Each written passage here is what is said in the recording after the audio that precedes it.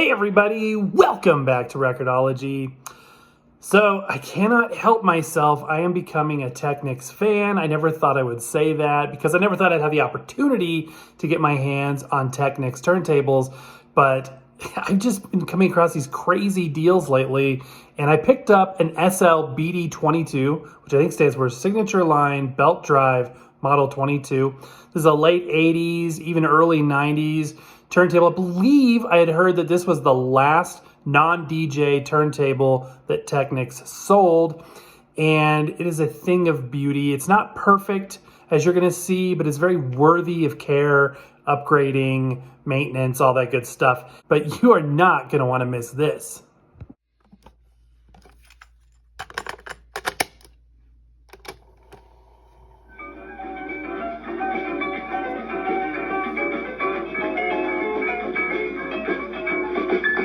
This is Record-ology. Oh, what do we have here, my friends? This is a thing of beauty. This is a Technics SL-BD22. This is a fantastic turntable right out of the gate. I'm not even going to make you wait for that assessment. I have been enjoying this and living with this for the past week. I got this at a disgustingly low price. It is not perfect, but it is eminently listenable, sounds fantastic. You're going to get to not only learn how it works, a little bit of the history, a full review, but we're also going to do a direct feed sound test.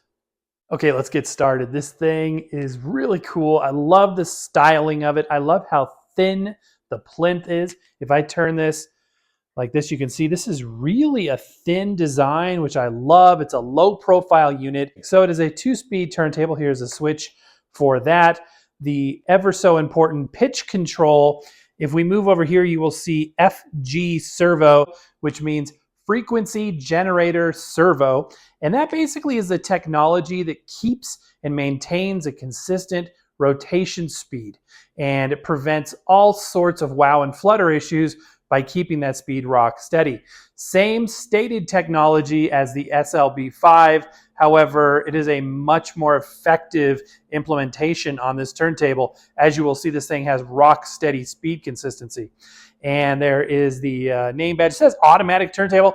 This is in fact a semi-automatic turntable, not fully automatic. Over here, we've got a cueing lever switch, which basically allows you to raise or lower the tone arm with a switch instead of a lever. And then over here, we've got the stop or reject switch. There's no start. That's how you can tell that it is a semi-auto, not a full auto. So you have to cue it up to begin with, and then it will return home the tone arm automatically, or you can reject it at any time and send that tone arm home, and it will shut the turntable off. As you can see, it is made in Japan. It is Technics, so it is a Matsushita product, part of Panasonic, all of that good stuff. I don't have an exact date on this particular unit. Perhaps you guys can figure it out by the serial number. A lot of you guys are really good at doing that. However, this is a thing of beauty. I'm so thankful to have it. Again, I got a great deal on it, a crazy good deal. It does have its issues, which we will get into in a minute, but I wanted to show you the back panel. So obviously over here, we've got the AC power cord, but on the left, you've got the audio outputs for RCA connections. And then you'll notice a little receptacle that looks like a barrel connection receptacle. And indeed, you would be right. This is what goes in there. Any guesses on what it could possibly be? Well, if I pull up the other end of this cable, the other end of the barrel connected cable, it's just bare copper wires. This is indeed the grounding cable, which, because these older units do not have built-in preamps, we need to use an external preamp, and this one is designed to work.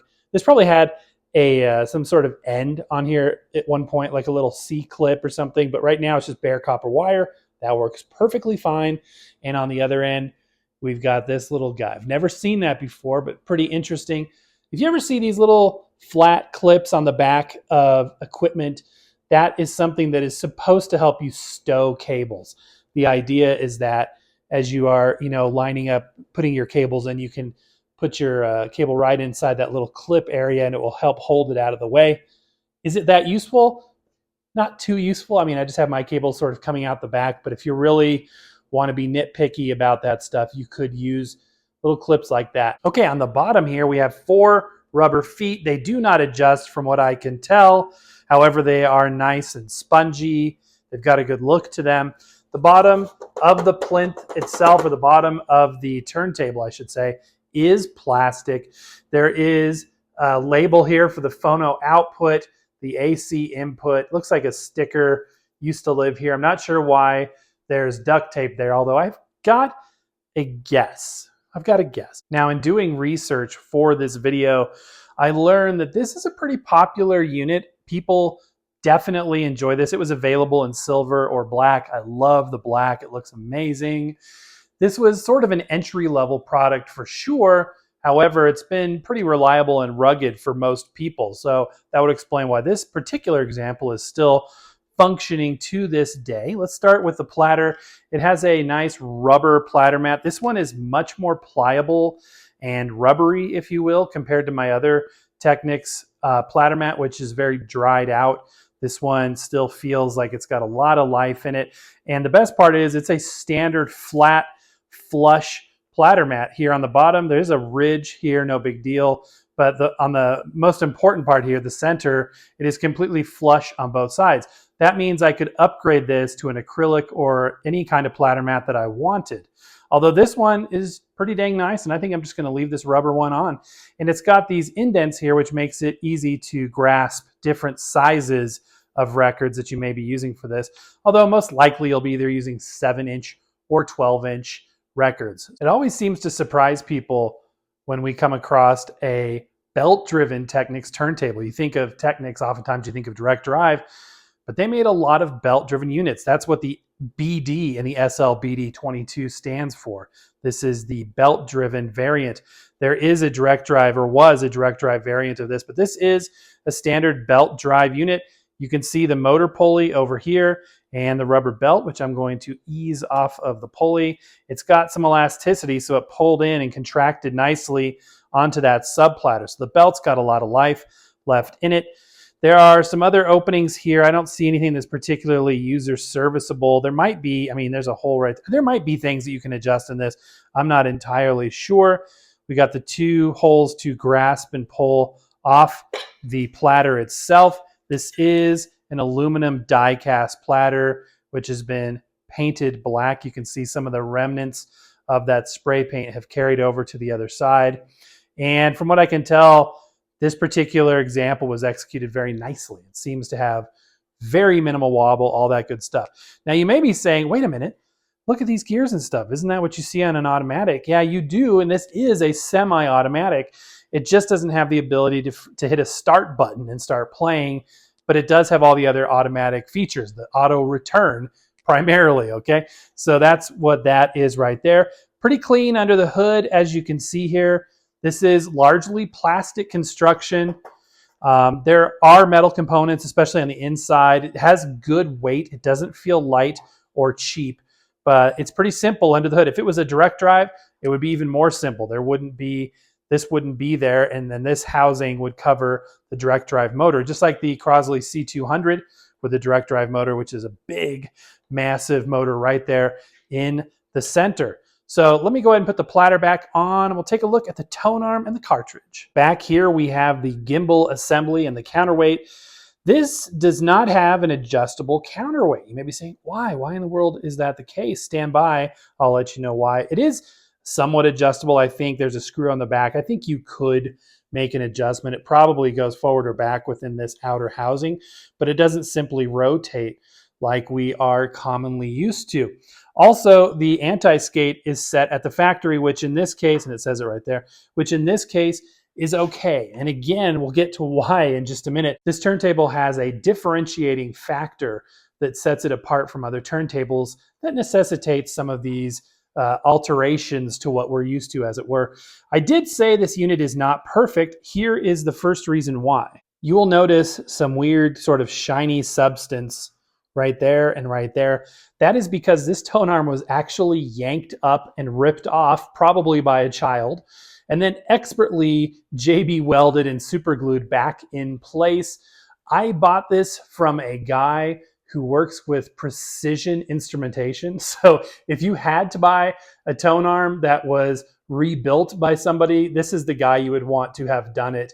He is an expert in working with very small instrumentation. So that was a very good thing. I asked him about the cartridge too. I'm like, is the cartridge good? And he's like, well, I didn't replace it. However, I did look at it under a jeweler's magnifier and it looked like it was in perfect condition. So that's good enough for me.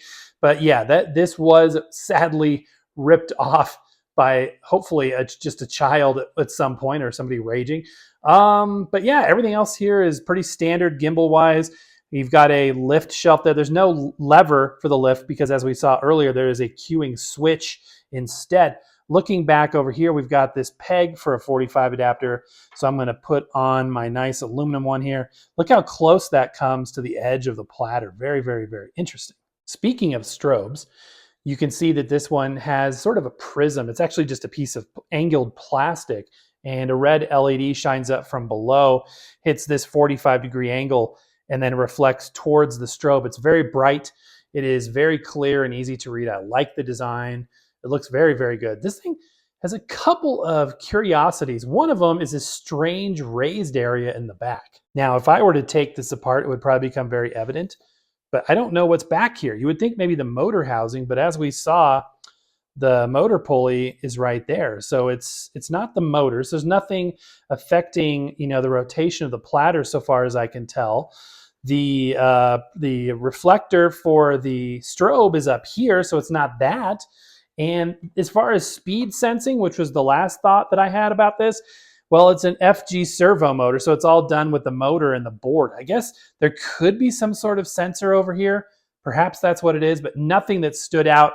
When you remove the platter, I forgot to show it, but there is nothing, no opening or anything that I could see over there. Figured I would just show you myself. So as you can see, there's nothing, there's no opening or anything here. So I cannot figure out what in the world that is. Do you guys have any ideas? Okay, the mystery as to the permanently fixed tone arm weight, counterbalance weight, and the anti-skate being preset at the factory is because of this. This is a P-mount cartridge. It is not a typical half-inch mount like we are used to. Now, these are still out there. A number of turntables have them, like a lot of linear trackers, like the one we just looked at. And this is no exception. It's a fantastic cartridge. This is an Audio-Technica AT320. I believe this unit came from the factory with a Technics cartridge. Not sure if that was a private label cartridge, but this particular AT320 sounds superb.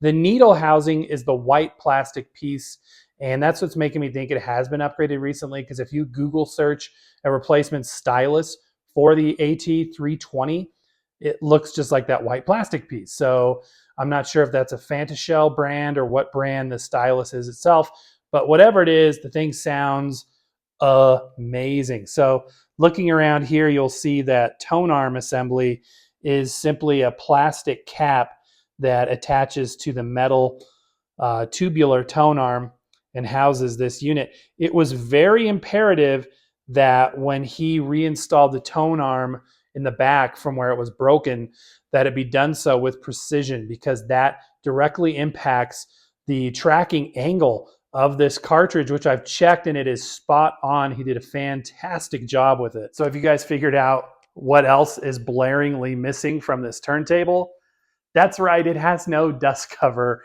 It was just not included. It was lost long ago. The clips are in good condition. If I could find a replacement, which has proven difficult to do, I could simply put the clips on and it would work fine. However, the dust cover is no longer. Not sure if it got cracked and was thrown out or what. So with me intending on actually using and keeping this turntable as a daily driver, it's a great compliment to my other Technics. Never thought I'd have two. Incredibly blessed, very humbled by that.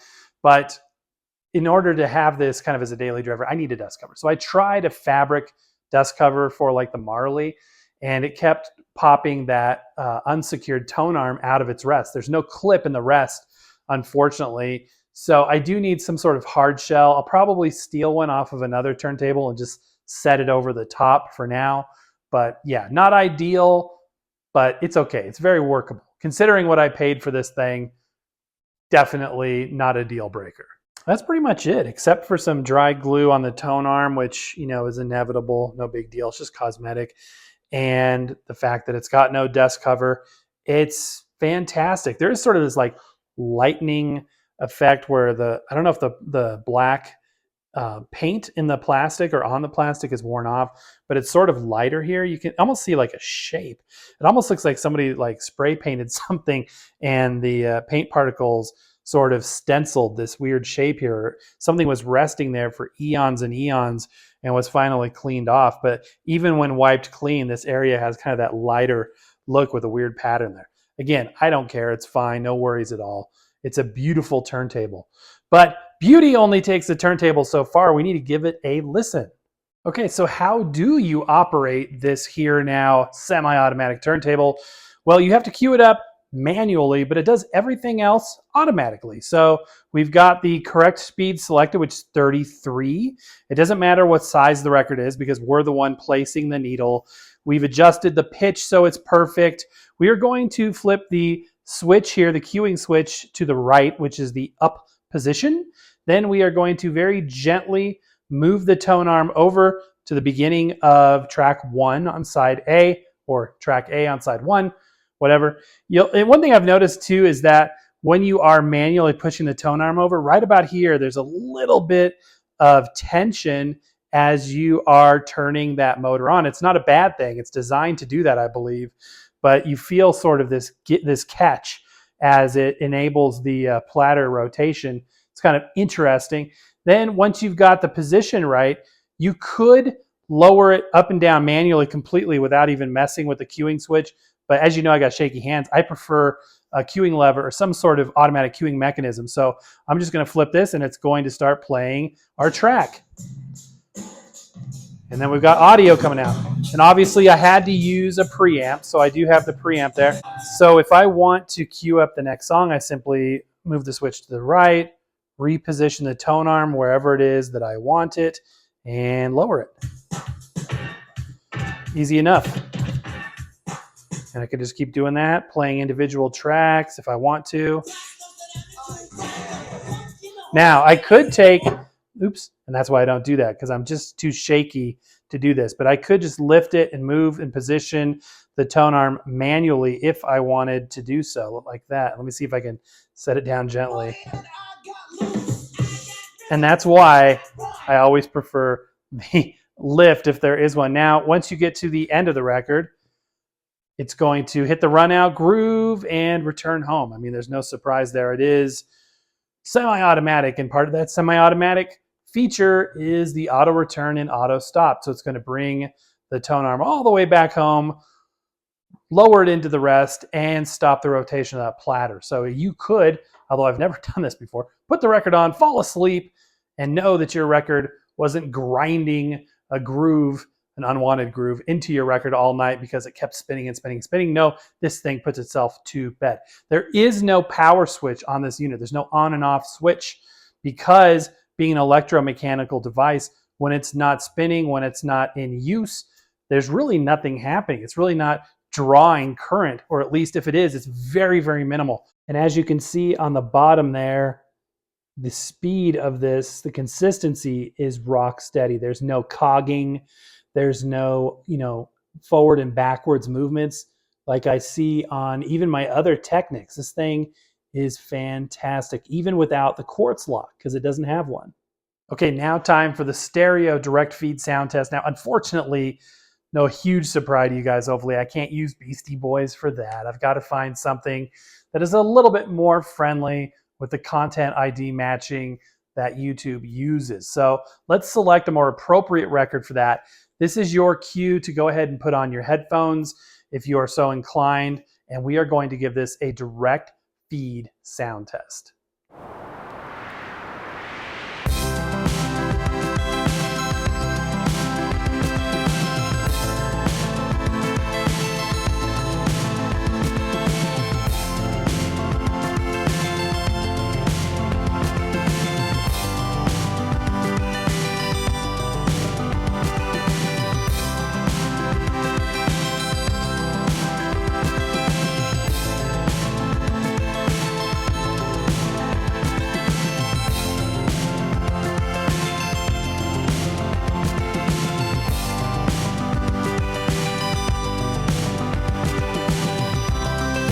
cold out here in the middle of nowhere. Before my eyes I see the rest of eternity.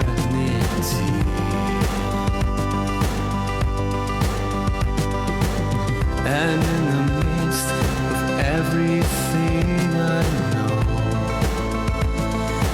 where do we go? Where do we go from? All right, my friends, and that is going to do it. Do you guys like Technics turntables as much as I do? I just can't, I mean, it's hard to go back to anything else. You know, even the Audio-Technica stuff is nice, very nice, but the Technics, vintage Technics are just, they just reek of quality. Reek, is that a good word? They exude quality. How about that? And so far I've been having a lot of fun with them, and it's kind of fun to, you know, see some controls and design elements that you don't see in modern day turntables. So it's an ongoing process, like I always say here on Record-ology, and still, because killer deals I got on these things, including the free Technics we reviewed a few months ago, you know, still staying with the nature of Record-ology in that it's all about the entry level, it's all about affordability, it's all about, you know, doing this on a budget. And that's been really fun and surprising to me that if you keep a keen eye out, you really can get some good stuff for a killer price. Anyway, my friends, thumbs up if you like this video, but that's gonna do it for today. So happy record hunting, and we'll see you next time.